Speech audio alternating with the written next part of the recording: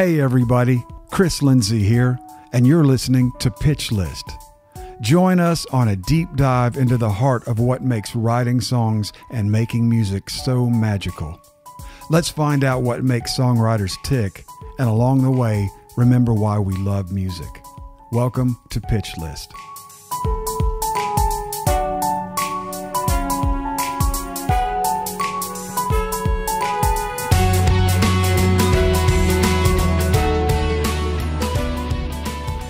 Hey everybody, Chris Lindsay, and it's good to be back after a couple weeks in sunny LA.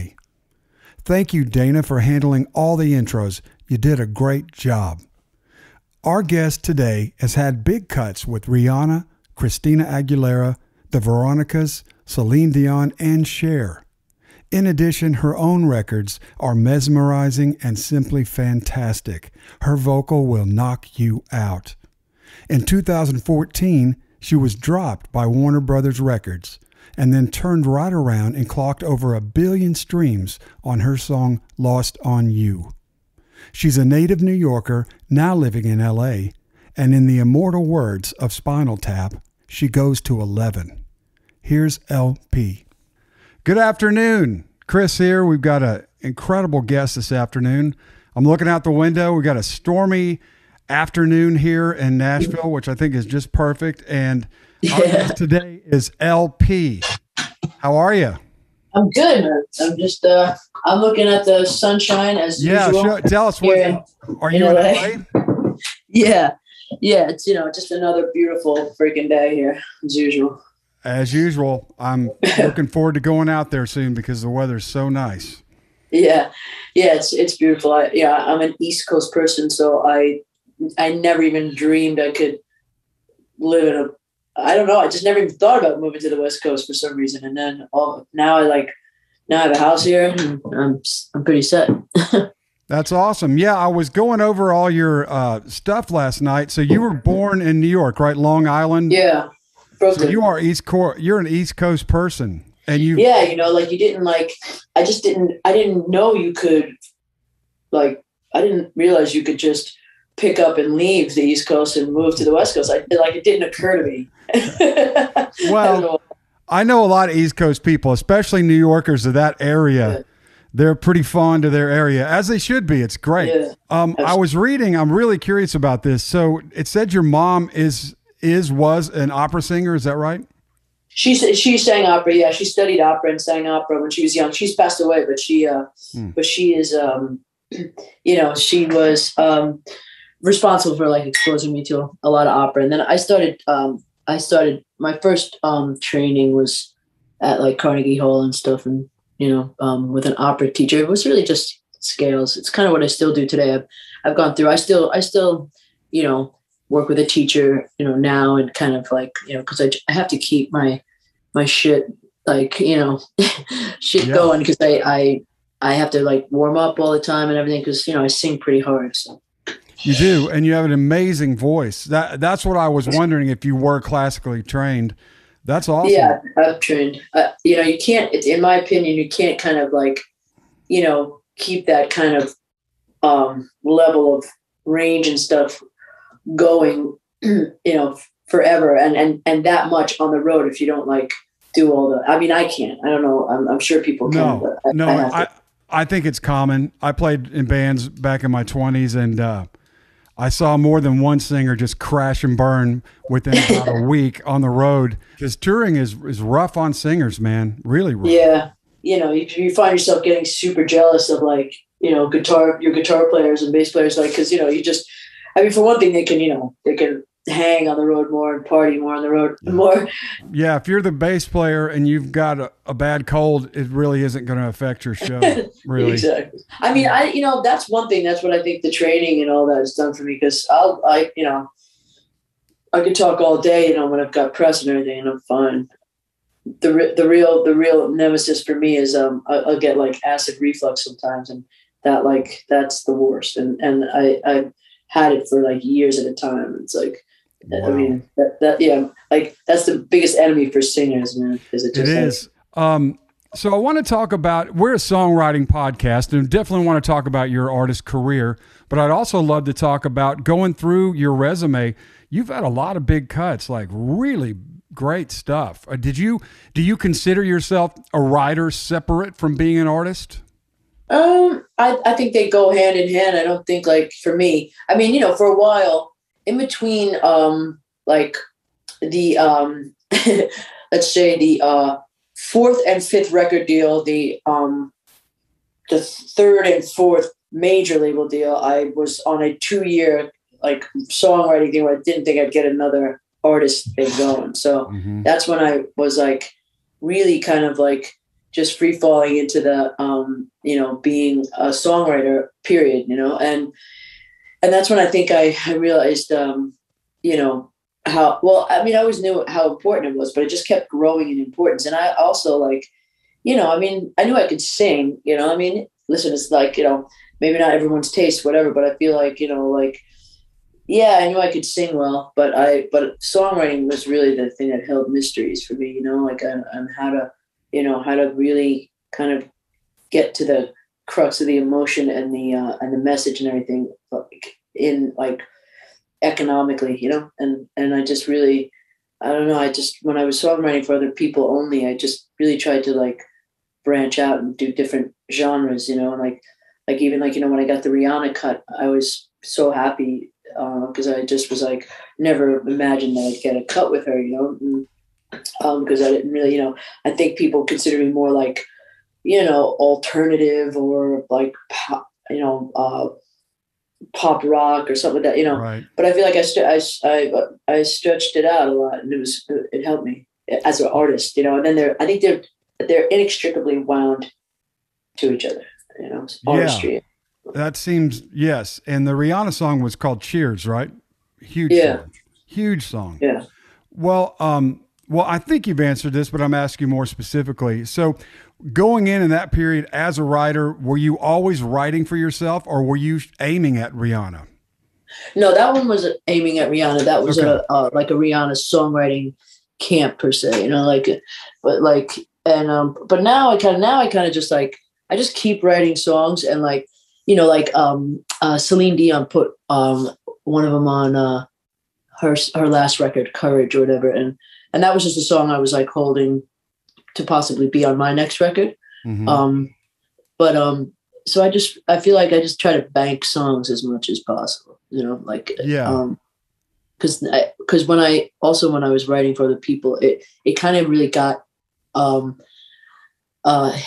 a structure at that time. I don't do that anymore, cause I'm just like, you know, I feel like I just can take breaks and then I just pop them out really fast. But I feel like it got to be a job, you know, like I went in, I had like a session every day or two. And I just, you know, whether I felt like it or not, I had to write, you know, like they don't really, songwriters don't get like a break, like, oh, you don't feel inspired. Oh, you're not in the mood. You just had to, had to just write. So really that kind of helped me, you know, to not, you know, fuck around.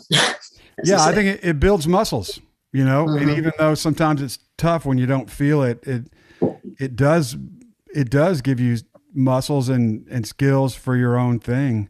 I think it is good. Plus it gives you so much more, I think, more credibility when you've got these big artists recording your songs, you know, I mean, I think so too. It's like, it's very, you know, I know. I think, first of all, I think it keeps me fresh as a writer. You know what I mean? To like kind of think of other people sometimes, and you know, and I love working with bands. Like I have a song with Spoon on one of their records a record or two ago, and the Kooks, and that's always fun too. Like having you know, working in a band scenario with someone. You know, I don't know. I just like, I think variety keeps me going. Absolutely. Who are your early influences in music? You know, very classic shit, you know, like Queen and the Stones and the Beatles, Nirvana, Green Day, Jeff Buckley, Roy Orbison really came into play, you know. I don't know, like, you know, cause I like all that like kind of bombastic frontman kind of stuff. and then I also like that kind of, I don't know, troubadour. I mean, Bob Dylan and all that, but like, that kind of, like, I feel like Roy Orbison and Kurt Cobain are similar in some ways, you know what I mean? With their kind of like kind of looking off into the distance, kind of breaking your heart, kind of thing, in different ways. I don't know, I just think that I love that classic shit, Yeah. I mean, I and love, you like the front man stuff. Like yeah, exactly. Mercury, Like, who yeah, was one exactly. of the best singer all the way around, but also just an incredible front man. My wife's a huge Freddie Mercury just freak, and I love him too, but we talk about it all the time. He's a gay man, but he was so incredibly macho on stage, Yeah, well, that was the thing, you got a bunch of men like that love that band that weren't gay, following a band called Queen with a gay front singer, and not even questioning whether he was gay or not. That shit is hilarious and amazing, Yeah, I was a kid. I remember it just never really occurred. And then I remember hearing one thing maybe in college is like, well, yeah, he's gay. And you're like, what? And then like you said, then you're like, wait a minute, it's called Queen. And yeah, okay. I mean, yeah, it's so precious that no one knew. But yeah, the other end of the thing is I really enjoy, there's another leg of things with like Nina Simone, Aretha Franklin, Chaka Khan kind of thing. Like those singers are also a big deal. Like, Nina Simone and Aretha Franklin, being great writers as well. I'm not sure about Chaka's writing, but she can really fucking sing for sure. Sing. I don't know, like she must have written stuff like that. But like Joni Mitchell, I feel like all these different people taught me different parts of my voice. What about Celine Dion? You said you got a cut. Have you always been a fan of her? Oh yeah, I mean, yeah. I don't know if I emulated her as much, but her voice She's is an incredible unbelievable. Singer. Yeah, Unbelievable. First of all, I don't think anyone could emulate her, but she's I mean Barbra Streisand, like that whole my mom loved Barbra Streisand, and Celine's an incredible voice. I like that clean, high stuff, Well, your stuff's like that, sort of operatic. I love the Roy Orbison reference. I totally get that. You have that sort of ethereal, sort of dreamy, high, I don't know, like lonely sounding a little bit. It's awesome. Yeah, I mean, it's just a lot of emotion. Like that's the thing about voices that's so fascinating is that, when one hits you, you just don't know, like, it's like, Jeff Buckley for me, it was like, Jesus, wow, like what the hell is happening, that's the wonder of voices. They're so like they can be so unique and like just like absolutely cut you to the bone. Yeah. Well, that's the great singer, right? Just to make you feel emotion, make you emotional to where you feel them. Yeah. And you don't know. And, sometimes you have no, you can't describe why. Right. There's no reason, behind it. You couldn't like really, put your finger on it. Hey, I have a sheet of a bunch of stuff about you, and we love to talk about adversity on the podcast. Because I think a lot of the listeners are on the front end of their career as writers. The one that really stuck out to me says you were dropped by Warner in 2014 and then turned around the next year with your own single Lost on You that did 1 billion streams. Is that well, yeah, like this is the best story I could tell for any like young songwriter, because I mean, it's the ultimate, I don't like to do that anyway, but I didn't have to get like so much pleasure out of this story because I just felt like I got so much more pleasure out of just, making my career being made, but I went in and played them Lost on You, which was my, my point of entry into much bigger things, really. I had, indie success for a while and obviously songwriting success, but that song was the one that really took off. And I played that song and two others, which were also one, like Muddy Waters has been synced like, I think like almost like 40 times. It's like literally. And that sync, actually, the first sync I got with my new deal with Vagrant after Warner Brothers dropped me was like paid off my entire deal. Wow. With Vagrant, you know, and then 2 years, or I think 3 years after releasing it, Strange got a massive national Samsung commercial. And, you know, so these three songs I played for Warner Brothers, and they dropped me in January of 2015, actually.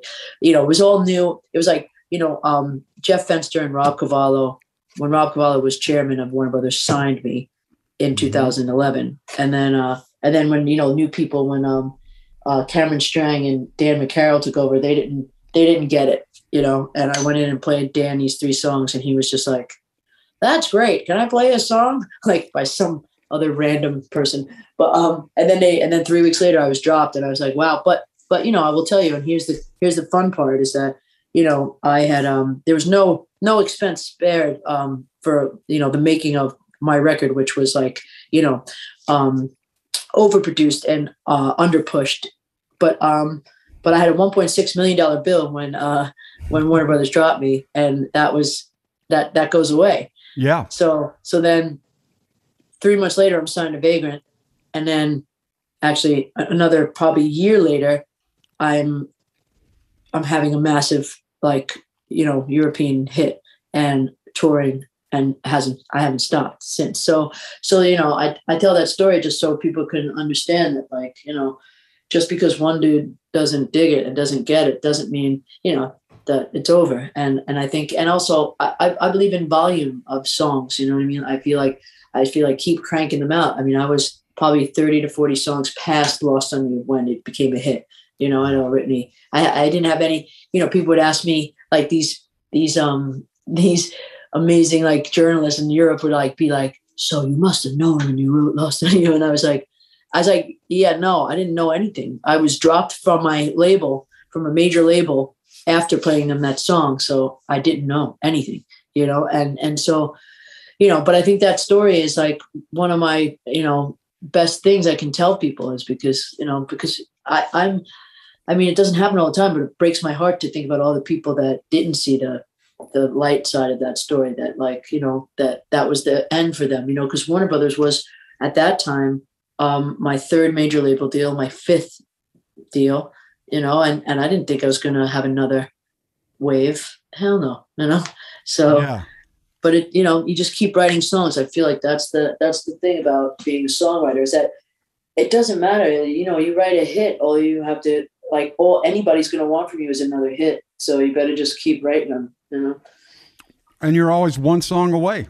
No matter where you're at, you're one song away. Yeah, and I saw it so many times with all my friends and colleagues, you know, when I was songwriting, and still I see it, you know, like you know, my managers, I've had the same managers since 2011, and, you know, we're a tight family, you know, Mike Del Rio and Nate Campy, two of my main collaborators. Mike Del Rio produces the record for the most part, and Nate has a whole side thing with another person, and he writes songs for all these amazing people, and, you know, and I just watch him, you know, get all these cuts, and many people, like Dan Nigro is part of my is managed by my team as well, and he just, you know, he's the guy that wrote and produced the Olivia Rodriguez shit, you know. Wow. And you know, I have a song with him on my record, my upcoming record, you know, and we've all known each other for years, you know, and we've been like going at it, you know, and nobody stops, you know, and gladly we don't stop. Like it's just like kind of part of what we do. So it's you know, it's a nice atmosphere. It's inspiring to be around people like that. And so I think we all feed off each other, like, you know. It's a great piece of advice, because also I think when you plow ahead and just keep working, it also takes your mind off of, you can get excited about your new material, maybe forget about anything negative. And then the other thing I love about the story is, you know, it's Warner Brothers Records who clearly just made a massive mistake, you know. And I understand that's not part of your story, and I love your take on it, because really your deal, if you were with them, you'd have to wash $6 million of red ink You know what I Oh mean? yeah, I still, So I'm basically living in, I'm living in a house that was that yeah, debt, right. you know, and it's like, and you know, Yeah. and it's possible, and it's, and I, you know, I just would encourage people to, and you know what else is just like beyond the business bullshit and all that stuff, you know, writing songs like continuously, like keeping on writing, is how you hone your craft and your skill. I mean, it's obvious, obviously, but there's another thing that happens as an artist. I mean, you know, I don't know if this happens if you're only songwriting for other people sometimes, because, but as an artist who writes songs, I feel like I'm really only I, and it's a pleasure to do it, and it's interesting that only I know how much better I'm getting, you know, and it's interesting. I could see myself, I could feel myself like trimming the fat off songs and really like, you know, and knowing that like that melody that's unnecessary. Like this part definitely needs another part, this song. Otherwise it's on repeated listens. It's going to be brutal, you know, like just like, it's like all these things and they're happening faster and faster all the time. And I feel like it's interesting and fun and I don't know. And I think also I got a unique sound for myself because I think even like I think one of the problems in my earlier days with labels was that they couldn't find my direction per se, you know, and really you always have to, I think, do that yourself. But I think even my music today, I think people have a hard time explaining what genre it is, you know, like it's, and I think that was just something, that's how I was. And that's why songwriting kind of took off more for me at first for a little while, because I was able to just like do anything I felt like, and, you know, throw myself in different rooms.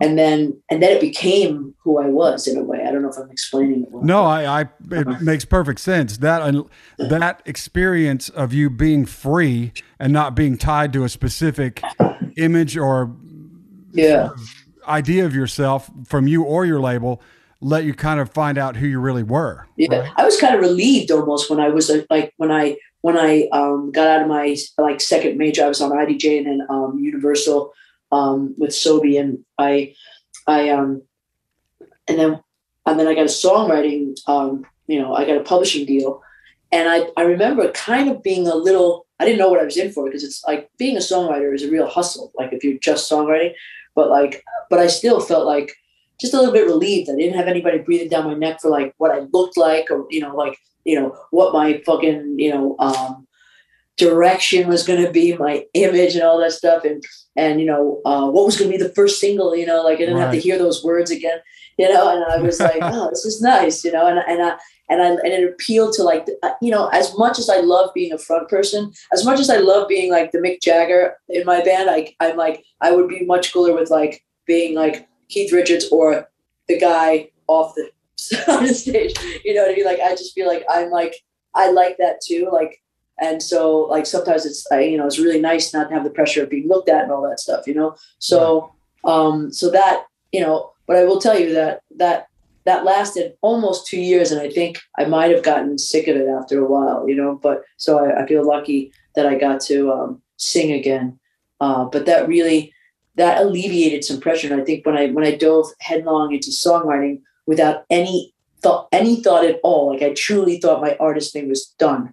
But like, so I got this like free fall, like I said, into songwriting. And I just was like, oh, wow, I don't have to follow anything. And that then did me a great service later. Yeah. I totally get it. We're in Nashville here, but I've seen that before. The same type, you know, it's a different genre, but the same type of story where an artist has trouble sort of defining, and then they've got a label kind of fighting them and trying to push them in an area, which never works. And then finally they just get chewed up a little bit, get into songwriting, and it gives them the freedom to sort of do whatever they want to do. Cause it's, you know, good rooms that you're in are experimental. You know what I mean? Yeah. And you're not trying to do all that. I'm trying to find, I read a quote that I loved, and I want to make sure that I got this right. It was on another bio site. Did I read that it says, quote, your parents didn't get it when you wanted to? Is that true? Well, Yeah, they, they got that I could sing. I mean, they didn't like get to see, um, really. I think my dad saw a couple of gigs before he passed away, like where, and because he always loved my voice. My mom knew I could sing. Everybody knew I could sing, but it was just, I come from a family like, second generation kind of immigrant kind of thing where everybody was just like, striving to like go to school and be doctors and lawyers and all that bullshit, and which it's great, but I feel like and I didn't know where to begin with this thing, you know what I mean? I didn't know where to go. And so, yeah, and they were like, my father was like, you can't make money at entertainment, you know what I mean? And, I did. I do. But I've always been interested, people like you, that even though you're getting that information when you're young, you still do it and you still make it. And well, it was hard. I mean? Yeah. It was really hard to get, to like, because I think I didn't believe it for a while. Like it was so, getting through in this business was so like, I couldn't wrap my head around the reality of it, even though something kept driving me and telling me that, I don't know, I remember this specific moment. I don't know what it was, like on a songwriting trip or something. I just felt like this would be the most, like, as far as anything that I was capable of doing, this might be my best thing if I could do it. Like it might be the way I have make the most money and the most spectacular life. And I don't know, something just kept driving me like that. I think, and I'm glad I listened to myself, and it was really hard. Even studying voice and going to writing sessions and stuff like that gave me a structure in a very structureless business. I think that's the hardest part for a lot of young people that want to get into it. They don't know where to begin, and I don't even know where to tell you where to begin, except like with the writing songs part. But like, I happen to be lucky because I was always had managers and people trying to get my publishing and stuff like that. Like after I got my first record deal, but I'm not sure how to give advice for like how to get into that part. But I think that like, just writing songs can be a structure for you, just writing songs, meeting people. It sounds like you like to collaborate. I think collaboration with the right people is I learned as a writer more from that than anything I learned from anything. Yeah. I mean, it's, I love it. And it's just so like, it's so interesting to see how other people do stuff. You know what I mean? Like that was one of the biggest thing. I also kind of, low key, I was like sitting at the feet of these giant songwriters when I first, my first, 2006, my first major label with IDJ. And I was like, I was in a room with Billy Steinberg, who wrote like, True Colors and Like a Virgin, I'll Stand By You. And I drove all night, crazy. And Desmond Child, who wrote like Living on a Prayer, and, La Vida Loca, like crazy shit, Holly Knight, who wrote Simply the Best and You Better Be Good to Me and Love is a Fucking Battlefield, Jesus. All these people.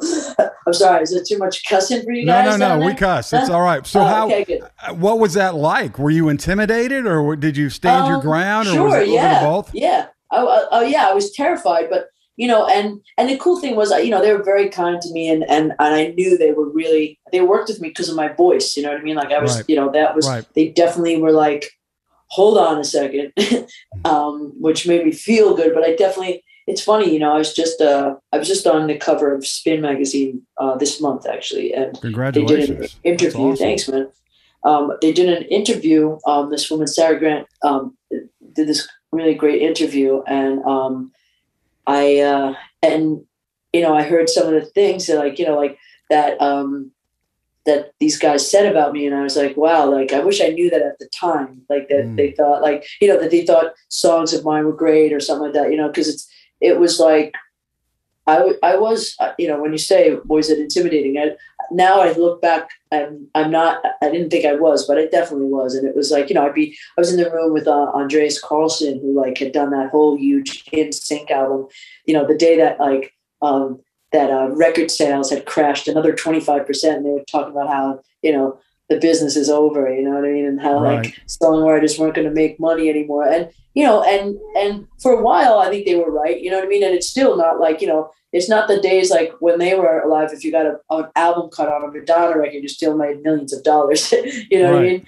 That's changed considerably, but it's still, it's still viable, and I don't know. I think I got so lucky with like the rooms that I got in. That's all I have to say. I mean, I even I have a song on a movie called Puppy Love. It's called Nothing. Oh God, I'm forgetting the name of it. Nothing Matters but the drugs or something like that. Mm-hmm. But anyway, I wrote it with Butch Vig, and I wrote a bunch of songs with him, and I mean, holy shit, and it's so wild because you'll be with like someone like Desmond Child in a Central Park West penthouse, and then writing a song, and then suddenly be in Butch Vig's cool Silver Lake house, like writing a song with this guy who did Nirvana records. Holy shit, so I just like. I made the rounds, man. I've seen some stuff, and it's fascinating to see how people work. That's all I can say. We'll be right back with more LP.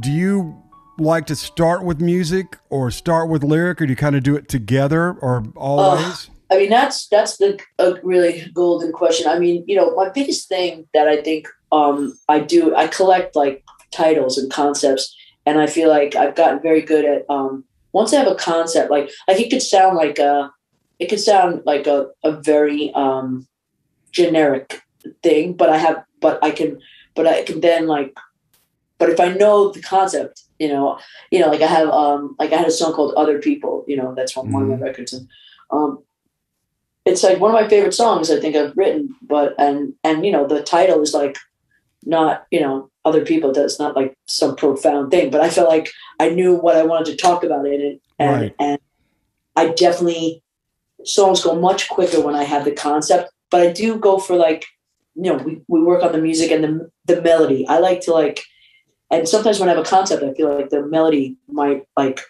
might where I put the melody. Is driven by that, like the tone of it all, But I usually, like Billy Steinberg likes to write lyrics and then mush them into a melody, like a song. I don't really like that. I like to keep it open-ended, have a title, have a direction, and then get my melodies going, so. That's a very Nashville way to write. That's the typical Nashville songwriting method. Yeah, music, then melody, then lyric. Well, just, no, actually the concept. Starting with a concept or like typical Nashville songwriting thing, get in the room and pitch titles, and which would be ideal, really. Exactly, because that it's inspiring. It can and I think like we were saying like when you have that melody sometimes comes out of this really esoteric place. You know what I mean? It's like it's like you're talking about this thing, and all of a sudden this melody comes through, and you're like, that makes me feel like this concept, Yep. And if you have a concept, I think also you don't go down the dark alleys as much. You know where you're going, and you've got something to sort of measure everything to. Like, is this all working together? Yeah. Yeah. Totally. It's amazing to me how much pop rock writing is now more similar to Nashville country writing. Yeah. Have you written in Nashville before? I have, I've done some shit in Nashville for sure. Yeah, I used to go to writing trips there all the time. It's different, but I mean, also just with how early you guys like to write. It's like 11 o'clock, please. I don't do 11 a.m. What? Hey, it used to be 10. When I started, it was 10 a.m., man. When I was a kid, it was 10. It was 10. Yeah. And I remember thinking, what the fuck are we doing? We are not farmers, man. exactly. I'm like, what are we trying to catch here? You know what I mean? Like, what? Like, is it better lighting at this time? Like, what? Who did this? I'll tell you what it is. Well, I had played in bands forever, so I wasn't even used to getting going till 8 o'clock at night as far as my head, but I think here it's just a family thing. Everybody's got kids, and so they got to pick up the kids and go home. Yeah, which is cool, early. They get up, so everybody in town's getting up at 6:30 to get their kids to school, so they're ready by 11. And listen, man, it gets me to the bars at 6, which is great. But what time do you like to start writing? I like 2, and like all my people probably be like, and then you roll in at 3:30. But I like 2 or 3 o'clock, and I like to go till about 8 or 9. I think like I don't like to like but when I write, I like to now my major thing for me as an artist in my artist shit is I take us on trips. I go on trips, man. That's great. I like to like the last few things. This last record was like, I was in between tours, and Mike and I holed up in this in Athens, at some very nice hotel, and just like Athens, Georgia, or Athens, Greece? Athens, or Georgia? Where? Athens, Greece. Okay. Yeah. And and then we continued like 6 months later or 5 months later in Cabo, San Jose, and that was great. Like that's when I like we kind of just like go for like 2 weeks, and we start working at like, gosh, I don't know, somewhere between 3 to 5, and then end at around 2 a.m. And it's just like, and it's super fun. Like it's like a vacation and a writing thing. I like to get wild. It's fun. I like it too. We used to, back in the day, we would go down to Key West. That's what everyone does here. Oh, that's fun. And plus you can I always thought you can write so much better down there. You must be the ghost of Ernest Hemingway. Yeah.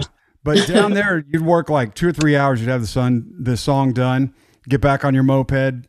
And nice. I love that, man. That's dope. That's a food for thought right there. I've never been to Hawaii. I feel like I want to go there, but I don't know. I'm not sure where the next one is. I did like it was super fun with Palm Springs. I got a lot of shit out there. I don't know. I like to see a little different scenery when I'm like trying to squeeze thoughts out of my head. Yeah, man, it's a different vibe. You're in a whole different atmosphere. I think it completely, maybe it just jumbles up your perspective, sort of helps you kind of get out of your normal thing. Yeah, like even like when we went to Mexico, we came home, I wrote this song. We got this song called The One That You Love. And that one was like, we were out to dinner, and there was this amazing like ranchero dude singing songs with this little guitar. And I don't know, it totally worked its way into our shit that night. Wow. You know what I mean?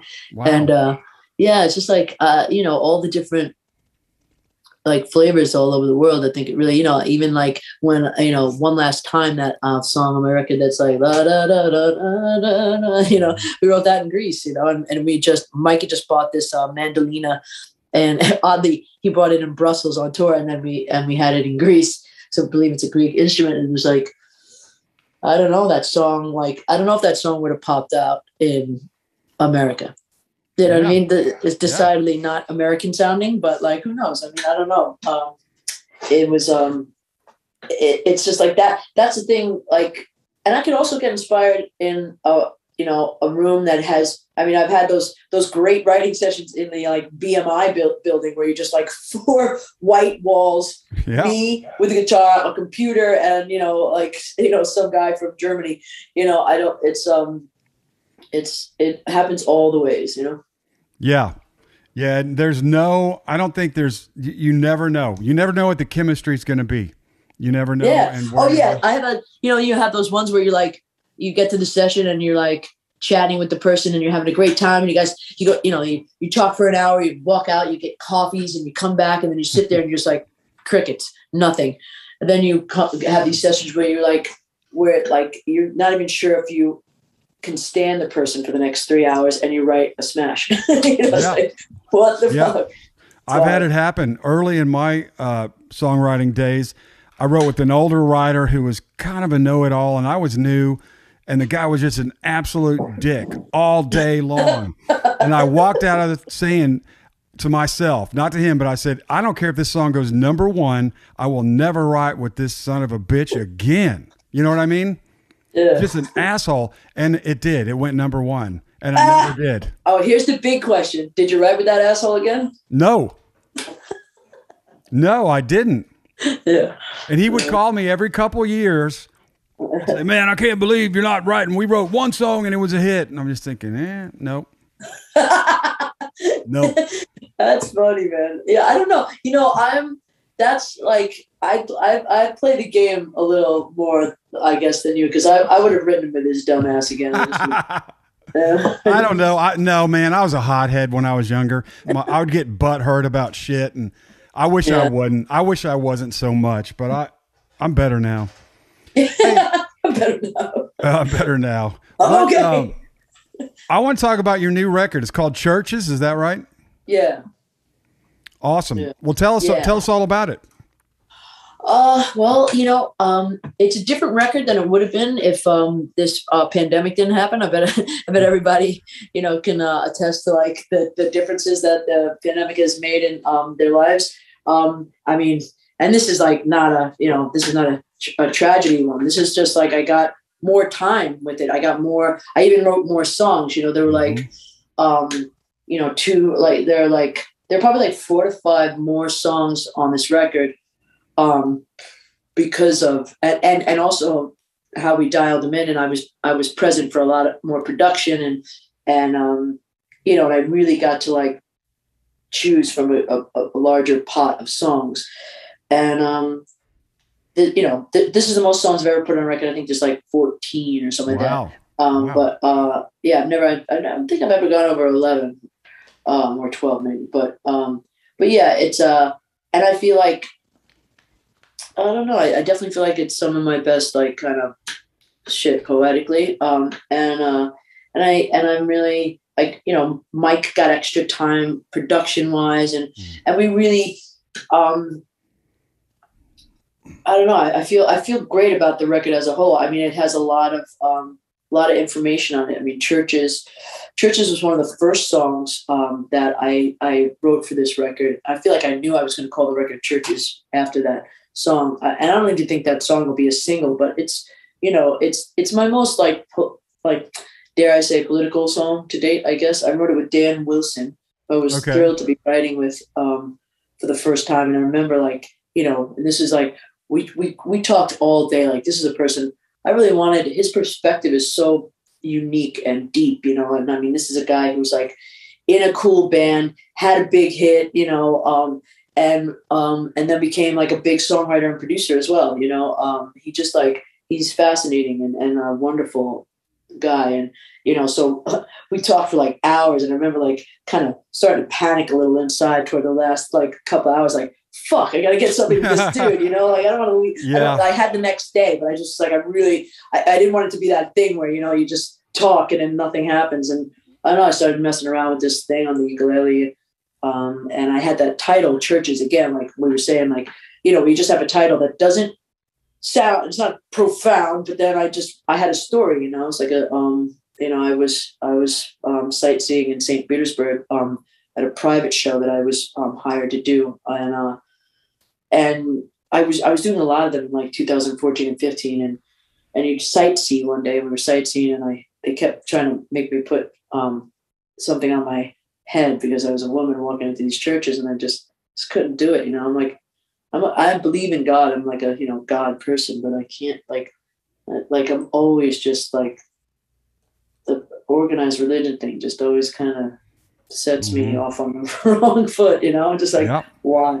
But anyway, so I wrote about that, and I feel like that, I don't know if that gave the record a tone, but it definitely, I don't know, it felt like it's an important record for me, it's like, it felt very, a lot of things happened. I went through another relationship cycle. I don't know, you can hear all that, like, like friends of mine that have listened to it, that have known my life for the last 2 or 3 years, are like, wow, it's like definitely definitely all in there. So it's maybe more personal than your other work. Oh no, they're all personal. Okay. But I think it's another, about the dialing in and becoming more of yourself and being able to, like, I think I stretched out as a songwriter a bit, it's definitely a songwriter record, and when you could tell, like, certain things, like, I think that's one thing I can tell, sometimes when I feel like, and I try to keep those kind of songs away from my records, the ones that sound songwritery, but I'm saying, like, this is like, it's not a songwritery record, but I think there's some good songs on there. Yeah, no, I mean, I heard Goodbye is out, right? I listened to that, and the lyrics are great, man. I mean, really, the lyrics are amazing. Like, I shouldn't say this, but I think it's true. They're better lyrics than some of the genre stuff, Yeah, what's my genre? Well, that's a good one. I guess you're a pop, sort of, but you are alt. I don't know. You kind of have your own sound. I don't know. know. That's a good question. Yeah, that's what I was saying before. Like, it's like difficult, when I say it, I always have to preface that I'm not coming from some lofty, douchey place that, like, it can't be classified in a genre, but it really isn't really that. I think the songs are difficult to classify, and then my voice, like, I mean, when I do shows, they're fucking rock shows, really, but I'm not and I am sort of a rock singer. I mean, and that's what I kind of thought I was going to be, but it took on more, it's like, it's a little bit all over the place. And that was the difficulty with getting through. But I think for me, that's what also can make things special sometimes. Oh, absolutely. And whatever genre it is, it's a 4 million monthly listeners on Spotify genre. That's about all you need. Yeah, we just dipped below 5. Well, there you go. So I don't know that I think we're in a different era now.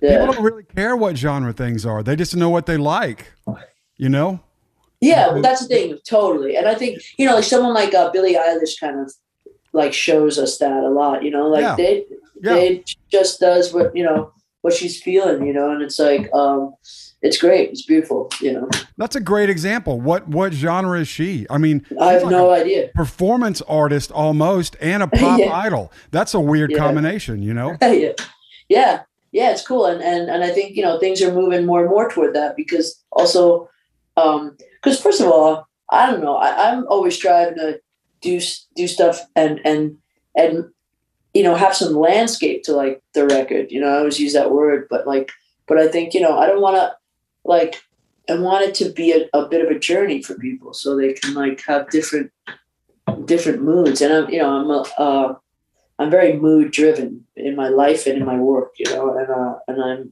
I'm not always in the same fucking mood. Yeah. Well, and that makes total sense, because you're putting out an album. A lot of people don't even do that. I mean, you're doing a whole collection of songs, and like you said, you're going to move them through a journey. And I think, because also as an artist, I want a marker in time, like I want to leave a body of work.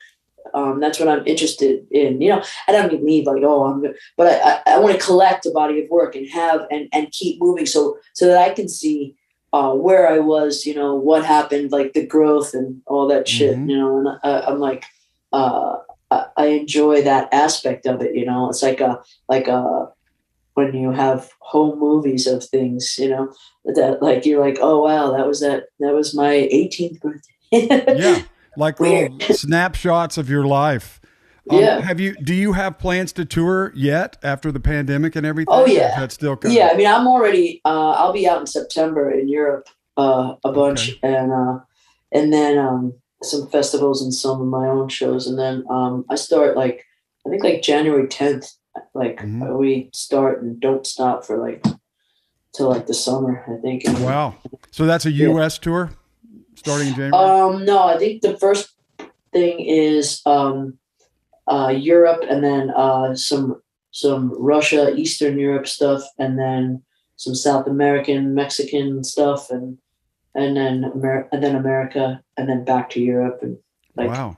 So you're worldwide popular. Those are some interesting places that people don't usually go. Yeah. Well, I just took off like 2 years after Lost in You and everything hit in Europe. It hit in Mexico and South America.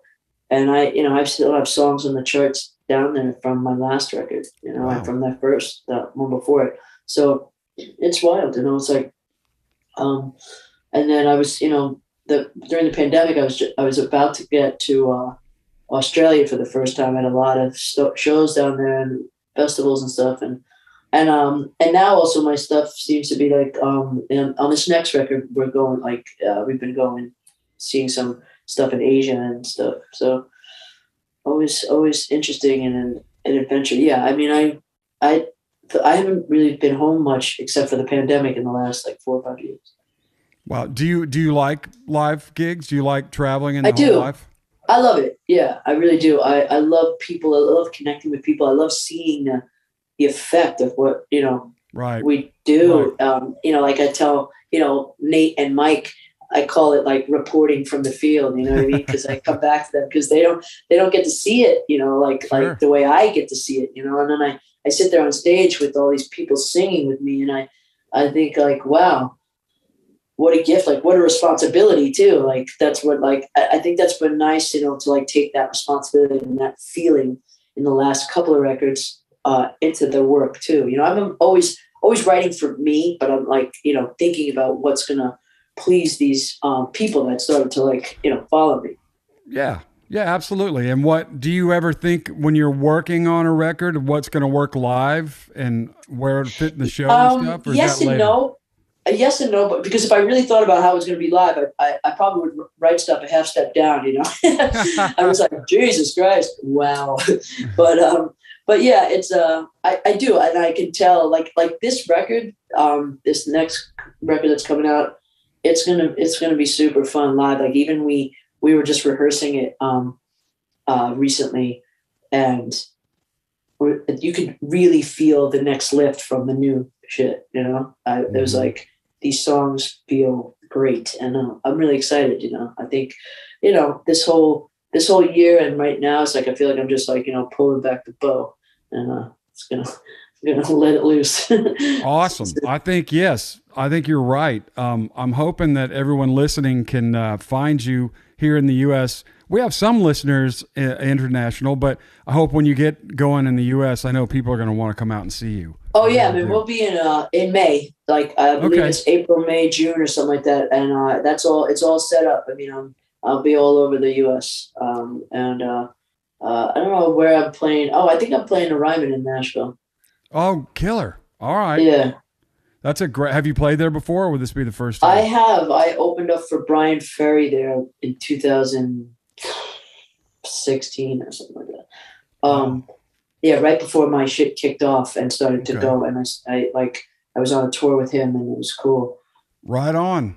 Well, man, I'm not going to keep up any more of your time, but I really, really appreciate you being on the show with us. Thank you so much. It's been such a great episode. I love to hear. It's really nice of you to share inside stuff about your writing, and you're so open about everything you've done and how it's all worked. People are really going to appreciate hearing that. So yeah, man, I just, again, I just like, songwriters, man, like it's such a deep emotional business, and we like, there's so much that goes into it and the fact that, we don't have much control ultimately, but the only thing we can control, like, I was saying, it was like, is how many songs you write, and to keep going back to the well over and over again and keep writing, and it does so much because it moves you forward as a songwriter. It also, it makes you like, you can't be ignored after a while. You know what I mean? Like, right. And no one, the best part is no one can stop you from doing it. No guy behind a desk, nobody can, they don't, not yet anyway, they don't come to your house and rip the guitar out of your hands. It's like, it's you can do it. You can get it down on a computer, on anything, and keep moving yourself forward like that. I mean, that's the beauty of it. And it's still very difficult, but I think it's something that could be worked at.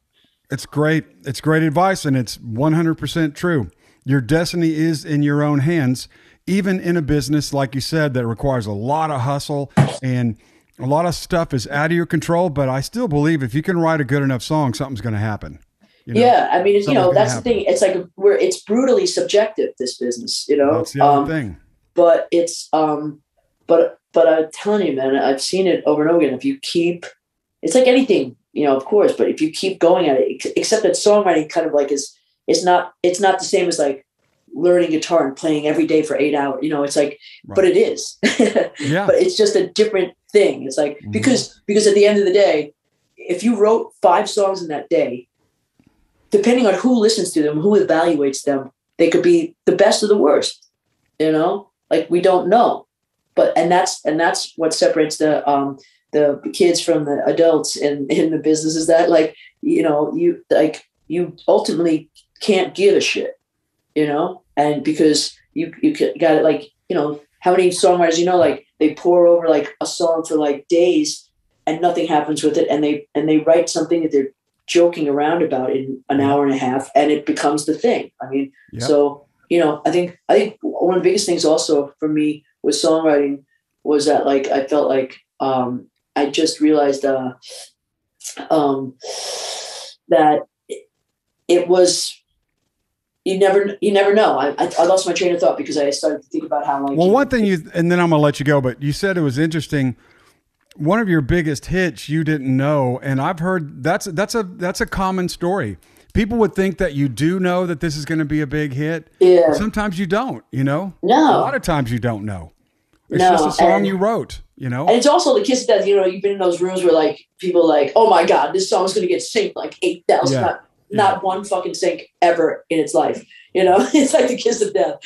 I wish I could remember what the hell I was going to say, but I think, just crank them out, kids. Yeah, crank them out. That's a great advice. Well, LP, thank you so much for being on Pitch List. I can't wait to see what you're doing. The things I've heard from your new record are fantastic, so everybody check that out. Tune in next week when I'm on Bitch List. Yeah. Yeah. Hey, thank you for being on the show. I really appreciate it. Bud. Thank you. Okay. Thanks, Chris. I really appreciate it, and I'll talk to you soon. Take care. Okay, see ya. Bye. Bye. Thanks for listening to this episode of Pitch List, produced in partnership with the American Songwriter Podcast Network. If you enjoyed today's show, please subscribe to us on Apple Podcast or your preferred listening platform. And if you want, feel free to leave us a 5-star rating and review. For exclusive content from this week's guest and more, you can visit our website at pitchlistpodcast.com or follow our social media pages on Facebook, Instagram, or Twitter. To hear songs written and or recorded by today's guest, check out this week's playlist by finding us on Spotify at Pitch List Podcast. Plus, don't forget to let us know on social media what songwriter, musician, or music business professional you want to hear from next. Thanks again for listening, and we'll see you next time.